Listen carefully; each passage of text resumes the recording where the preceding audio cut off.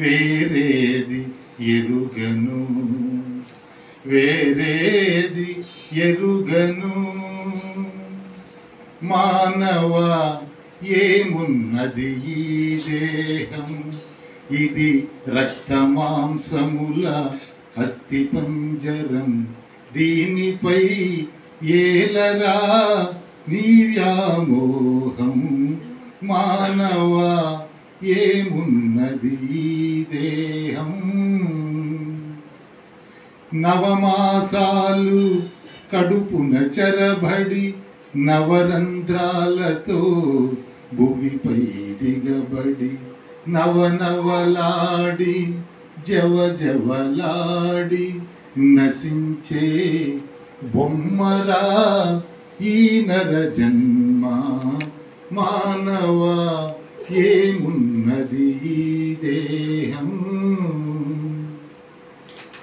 ఊపిరాడే వరకే నేను నాదను మమకారాలు, ఆపై వల్ల కాటిలో ఉండవు ఏ తేడాలు. మట్టి మట్టిలో గాలి గాలిలో మాయమౌ బొమ్మరా ఈ నర జన్మ. మానవ ఏమున్నది ఈ దేహం. వచ్చేటప్పుడు నీతో వచ్చేదేది, పోయేటప్పుడు తీసుకుపోయే దశలే లేదు. ఈ రాకపోకల చీకటి దారిలో దివ్వెరా విఠలుని నామం. మానవ ఏమున్నది ఈ దేహం, ఇది రక్తమాంసముల అస్థిపంజరం. దీనిపై ఏలరా నీ వ్యామోహం. మానవ ఏమున్నది దేహం.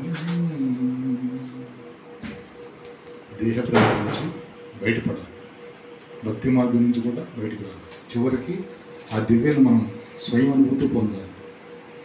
మన లోపలే ఉన్న ఆ కాంతిని దర్శించాలి. అది మన జన్మ యొక్క లక్ష్యం, ఉద్దేశం. అంతటా ఉన్న ఆ వెలుగు, ఆ కాంతి మన లోపల కూడా ఉంది. దాన్ని దర్శించడమే మన యొక్క జీవిత లక్ష్యం. అదే మనం తెలుసుకోవాలి.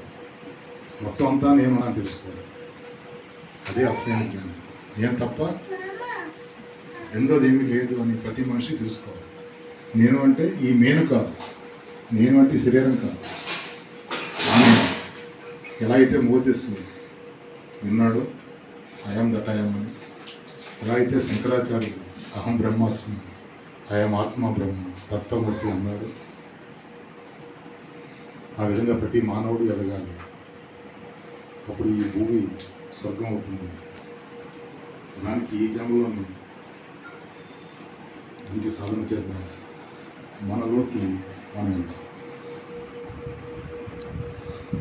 లోన చూడ చూడ లోకాభిరామంబు, బయట చూడ చూడ బంధముండు.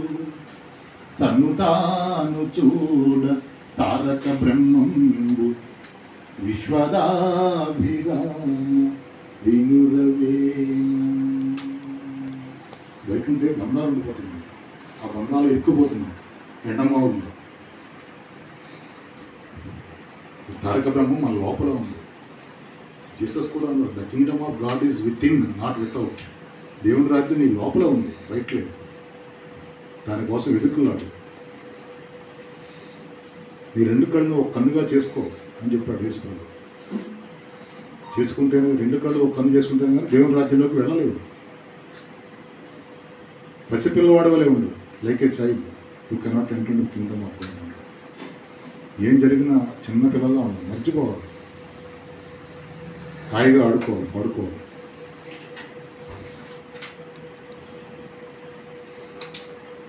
పూజ నుంచి